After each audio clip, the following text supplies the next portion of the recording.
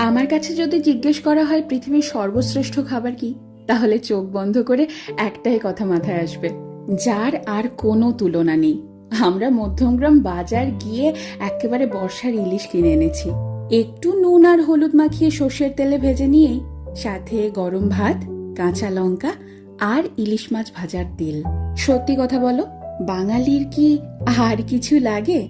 এই দিয়ে তো পুরো প্লেট খালি। আমার মা যেহেতু স্কুল শিক্ষিকা, তাই অনেক সময় এমন হয়েছে ঘটা করে রান্না করার সময়ই পাইনি। আর সে সময় যদি বাড়িতে ইলিশ মাছ থাকতো, তাহলে এই ইলিশ মাছ ভাজা দিয়ে কত তৃপ্তি করে খেয়ে উঠেছি সবাই। আমার এই বাড়িতে বাবা মা এসেছে, আর সেই তৃপ্তি করে খাওয়ানোর সুযোগটা এবার আমি পেয়েছি।